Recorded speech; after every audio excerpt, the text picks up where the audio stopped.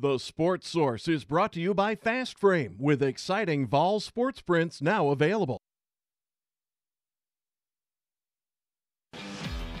This is The Sports Source, presented by Bill Hotz and Associates, and by Renewal by Andersen, with your host, John Pennington. Good Sunday morning. Welcome into The Sports Source, presented by Renewal by Andersen. We have our big signing day preview show. We've got two of our recruiting gurus here, and they enjoy being called gurus. They are here to talk about what Tennessee's going to do on Wednesday, signing day coming up. Also, we'll be talking Tennessee basketball right off the top. Of course, the Vols with a big win yesterday. We've got some football to throw in there a little bit later in the show. Let's jump right into this thing. Our first segment brought to you by, of course, Renewal by Andersen. Right now, and I mean right now, save 20% on windows, patio doors, and installation through Wednesday. You have through January 31st, or basically through Wednesday of this week. Do it now. Get a free upgrade to Smart Sun Glass, all with no money down, no interest, no payments for 1 full year. Check out rbaknoxville.com or renewalbyandersen.com. They do great stuff. It's the best windows and doors in America. Find out why. Check them out, rbaknoxville.com or renewalbyandersen.com. Want to welcome in the first wave of panelists here. We have our basketball analyst, Mr. Mark Pankratz, back with us. We have Josh Ward right there, Mike Strange, and Chuck Cavaleris. We got another one joining us a little bit later. Tennessee rolled into Iowa State yesterday and laid a beatdown on a traditionally solid program. Now, Iowa State isn't at their height right now. Still, you go on the road. We've talked about it on this show before. You go on the road in basketball, it's an iffy proposition. You go on the road to a solid program, it's an iffier proposition. Tennessee poleaxed them, 68-45. Let's start right there with the 45 points allowed. That was the lowest that Iowa State scored in years at home. Your thoughts, was that defensive performance, would you give all the credit to Tennessee's defense? Or do you say, well, Iowa State didn't shoot too well, they didn't look too good, they didn't have good ball movement? What do you go with that? Well, I think it's some of both, but defensively, the way we started that basketball game, that allowed us to set the tempo. Offensively, I think we start out 3 for 17. When you go on the road, if you're not performing offensively to kind of stay up to par with the home team, you can get behind pretty quick. But defensively, we were right there. We got out and bothered passing lanes. They were starting their offense out off the three-point line, and we were managing tempo a little bit more. So defensively, setting that tone allowed us to stay in that game early and then obviously just beat them down towards the end of the game. Mike, you've covered a lot of Tennessee basketball teams over the years. We were talking before the show. You didn't think this one was one they were going to walk away with, and yet, boy, they ran away with it. Yeah, Tennessee was a 3-point favorite, but I thought – I've got a lot of respect for the tradition at Iowa State, and the people that go to there say the Hilton Coliseum, it's a really tough place to play. But what Mark said about Tennessee's defensive pressure, I think Iowa State didn't play well, but Tennessee gets some credit for that.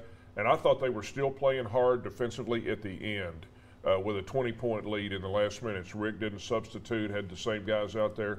And I thought they were still giving it an effort right at the end. So just a great performance. We talked last week, and I've talked for several weeks. One of the things that stands out to me about this team is their performance away from Thompson-Boling Arena. Again, about 85% of college basketball is won by the home team. If you've got a team that can compete on the road, that's a big plus. This team not only competes on the road, they win on the road. That, to me, is a big plus. But in addition to that, there's something else developing with this team that I think stands out. And that is, even when Grant Williams, who clearly is your number one guy, the offense goes through him, even when he gets off to a slow start as he did yesterday, didn't have a great game, they find ways. They find guys to step up. Lamonte Turner, 20 points yesterday, 6 of 9 from three-point range. James Daniels, 16 points, 3 of 7 from three-point range. Josh, your thoughts on the way this team finds ways to step up even when their big star isn't coming through? Yeah, and those players that you mentioned can do different things. Lamonte Turner, back-to-back big road performances where he goes on the road against South Carolina, hits big shots, rebounds the basketball, hit shots again. James Daniels, a senior that comes in, a team that doesn't have a lot of experience, he provides some of that. And then some of the youth. Derek Walker has stepped up recently and played well. It goes back to the depth that we've talked about on the show for now several weeks, and it's different names every week. It's not just Grant Williams, the All-SEC guy. It's not just Admiral Schofield. It's the others as well. I mean, you went into Iowa State in their gym and held them to 19 points in the first half. I think their previous low was like 25 and a half. It was an all-time low in that arena, almost 50 years. So whatever it's a combination of, they just didn't get the job done. And, we have talked about how Tennessee, I think, has a deep lineup. So if one or two guys are off and you're developing even more depth, somebody else can step up. And that's a tremendous asset. It really also is. Impressive that it's a young basketball team that's doing all this. So that looks well for the future. But also the fact that you're seeing this now, they play with a maturity to this point. We still got several games to go. But to this point, they play with a maturity at times that's a little bit beyond what I expected this season. Yeah. You were going to say. Well, right, and to Josh's point about the bench and the depth, we're outscoring the opponent's bench the last 4 games 90-38, and that's just different guys stepping up. But then also when you create a culture around defense and rebounding, that's what you can control every night.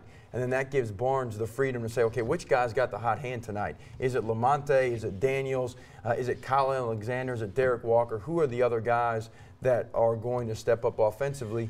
But if everybody to what we've been talking about defensively is going to bring that effort and have that hard hat on, we're tough to beat. You put up a tweet yesterday that I want to show folks because I thought it was really good. Chemistry and effort you're talking about. When watching most really good college teams, you could point to a handful of things that they do really well. Tennessee, they just do everything pretty average, have no major holes, play hard and together. Chemistry and effort are talent equalizers. This team to me, not to quote John Gruden, but he always talks about his grinders. This is a team of grinders. And I think that makes it a more likable team. There are a lot of people out there that still, well, I don't see any 5 stars. Yeah, well, I tell you what, I'd rather watch this kind of a team than the Kentucky 5 stars that you get for a year and you don't see it. I kind of like what I'm seeing with this basketball team. I think it's a fun team to watch. Your thoughts on the chemistry and effort, though, and how, to me, it makes it fun to watch. For you as a coach, what does that tell you about this program, that you've got guys that they don't do anything particularly, they don't excel, but they do everything reasonably well. And they work for it. We control what we can control, which is defensive effort and playing within a system. What I've said from watching Barnes and what he's done with this program is he's identified roles. You watch some of these other programs, they don't know who the best player is. They don't know who's the guy that's shooting jump shots. I was watching the game with my dad yesterday, and he was talking about just because you're open doesn't mean it's a good shot, because it probably means the defense doesn't think you can shoot sometimes. Right. Whereas Tennessee, what they do is they know their system, they know their roles, and together, the sum is much better than what you see in some of these other programs where just talented guys. Yeah, and I think there's 2 key stats that point that out. You were plus 18 in rebounds. There's your effort, getting rebounds. And then on field goals, you had 24 field goals and 14 assists. There's your chemistry, sharing the ball. So that really supports what this team's doing well.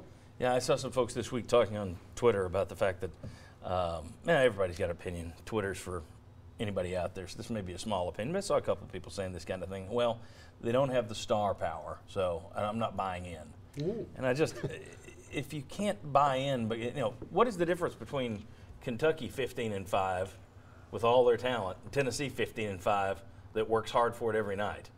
I don't. If you can't appreciate one, I don't get it. But anyway, each week I like this team a little bit more. Doesn't mean they're going to do anything tournament time, but right now, boy, I like it. All right. When we come back, we're going to get into our preview of signing day. So Josh Ward and Ryan Callahan will be out here. We're going to look at the top 5 targets still on Tennessee's board. A little later, we're going to look at top guys that might flip to Tennessee, guys that might flip away from Tennessee. We're going to have more basketball. We got some UT football coming up. Come on back on the Sports Source.